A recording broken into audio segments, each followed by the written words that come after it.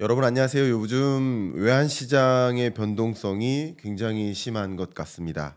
특히 미국의 금리 인하 이 흐름과 또 세계 주요국들의 금리 인하 이런 소위 말하는 이 피벗의 의사결정, 피벗의 시대답게 외환시장의 변동성이 상당히 높은 것 같습니다.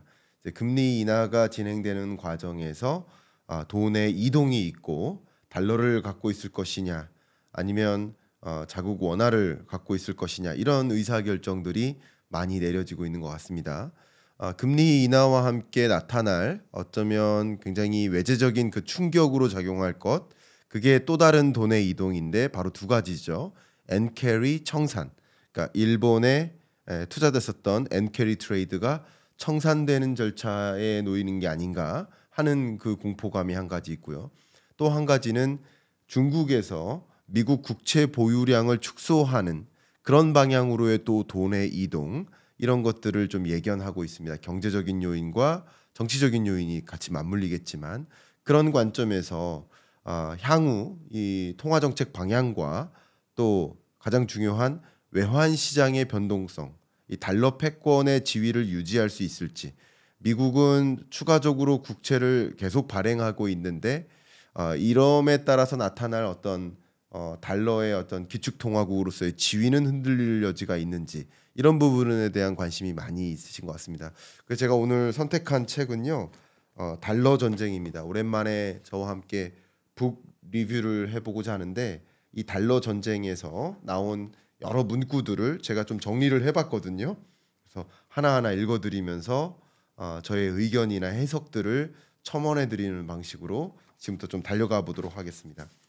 자, 시작과 함께 여기 이야기가 나오는데 이 저자는 살레하 모신이라고 미국 재무부나 연준 등을 출입했었던 출입 기자입니다. 세계은행이나 또 IMF나 이런 주요 인사들과 한 100여 명의 사람들 전현직 그 공무직에 있는 그런 사람들과 비공식 인터뷰를 많이 했었고 그 인터뷰를 좀 많이 담았기 때문에 여러분이 좀 기사 속에서 보지 않았던 그런 이야기들도 많이 담겨 있다라고 생각을 합니다.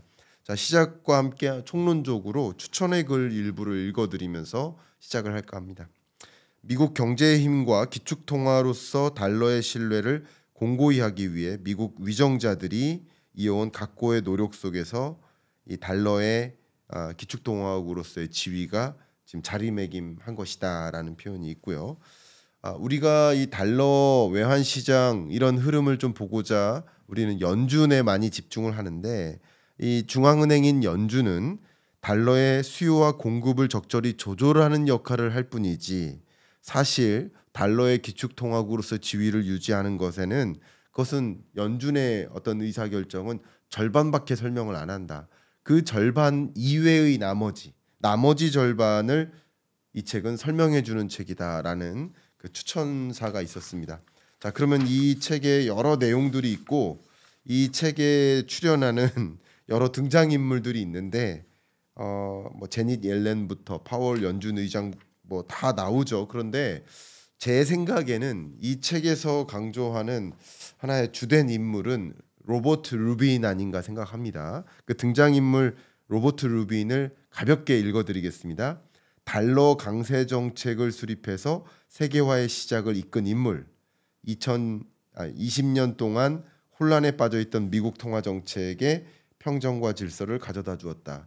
그러니까 미국 입장에서 강달러가 필요한 것인가 약달러가 필요한 것인가 그 부분에 대한 논의가 많이 되었었어요. 근데 로버트 루빈은 강달러가 유리하다. 물론 강달러를 선택함에 있어서 포기해야 될 것들이 있어요.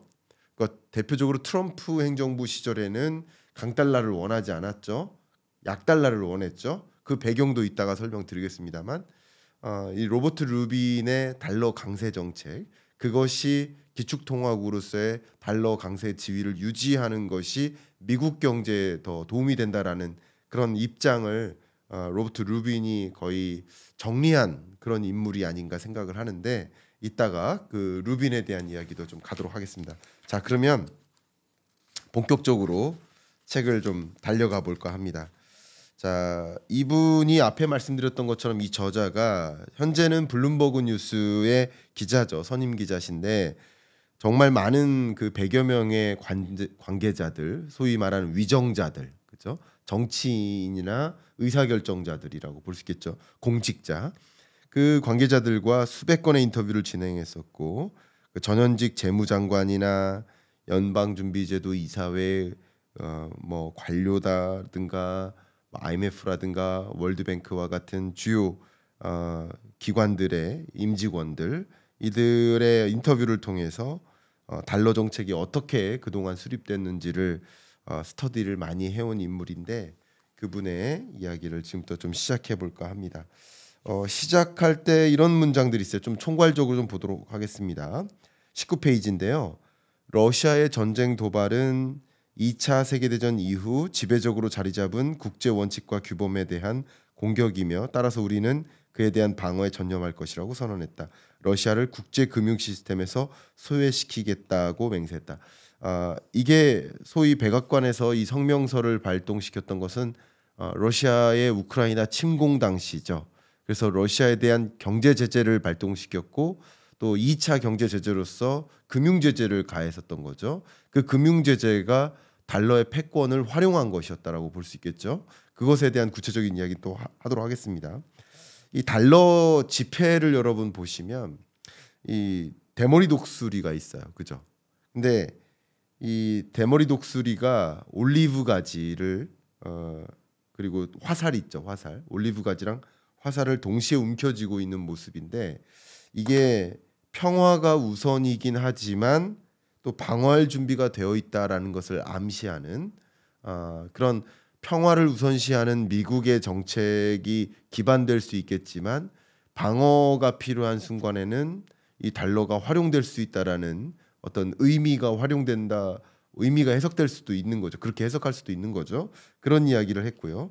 소위 달러의 무기화가 22년에 전개됐었고 그때 23년에 브라질의 룰라 대통령 이 대통령이 뭐라고 했었냐면 달러의 종말을 또 예고했었어요.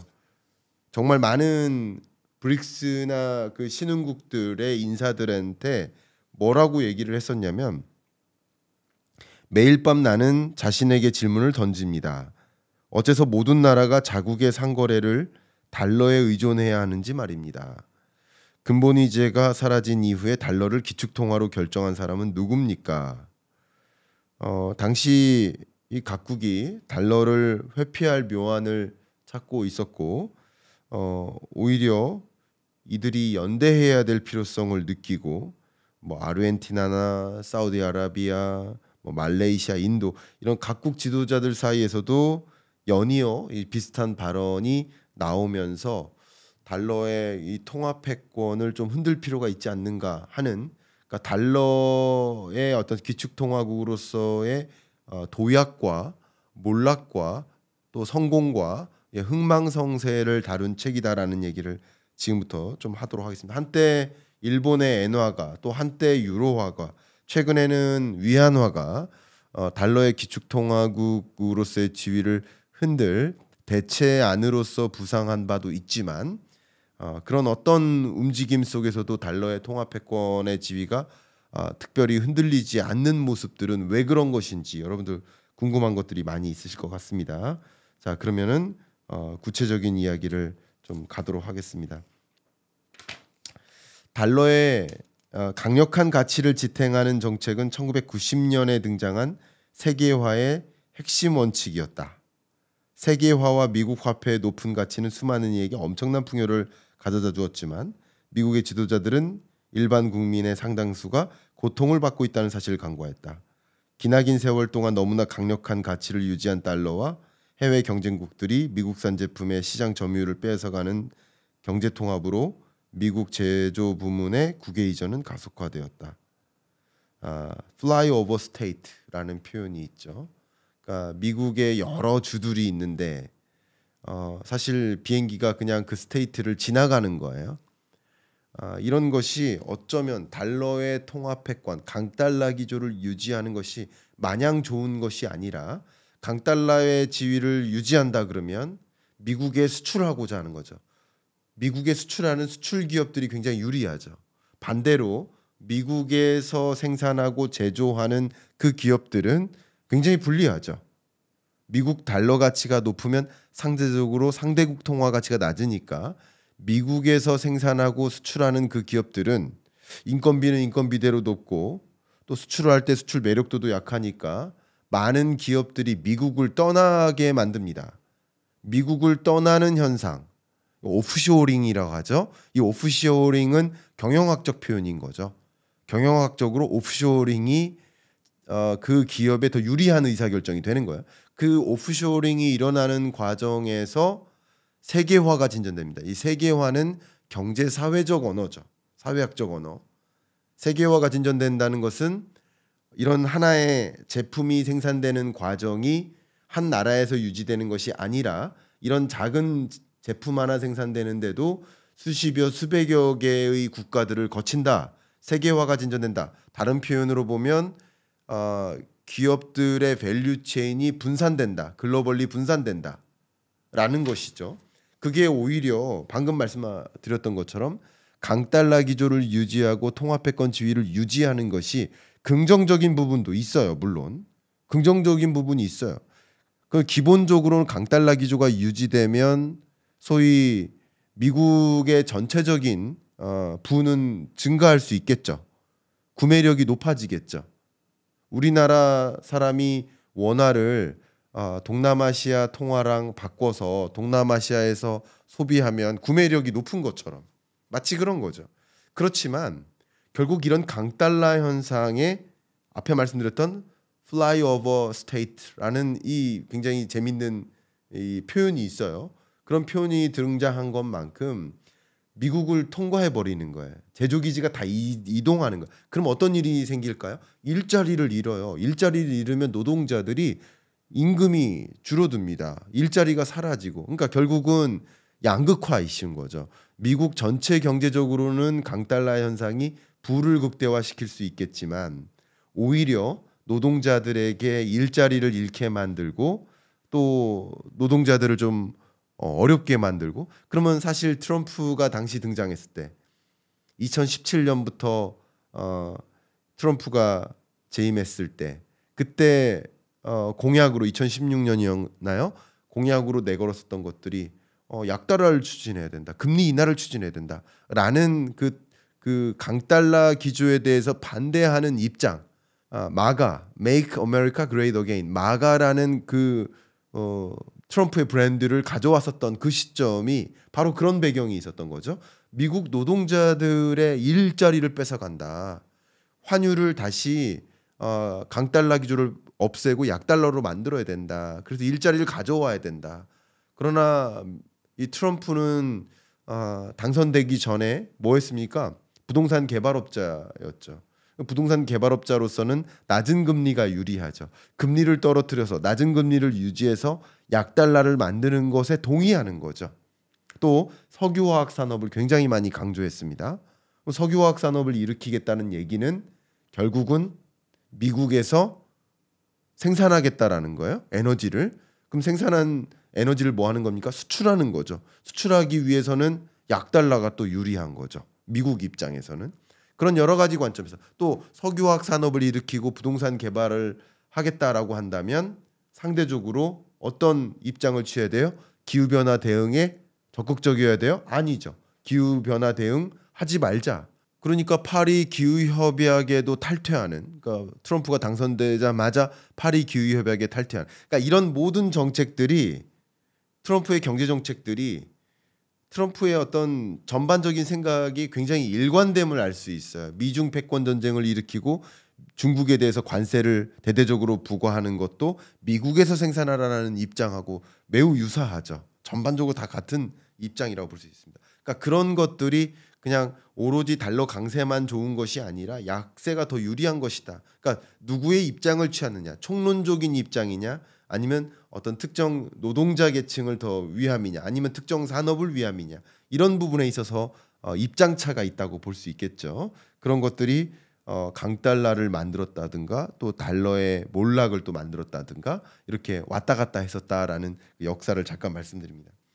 미국인들은 자신의 일자리가 중국을 비롯한 다른 나라로 빠져나간 것을 경험했기 때문에 트럼프의 약달러 정책에 동의한 것이다. 이렇게 본 거죠. 그래서 트럼프가 당선이 됐었던 것이다. 이렇게 볼 수 있겠습니다.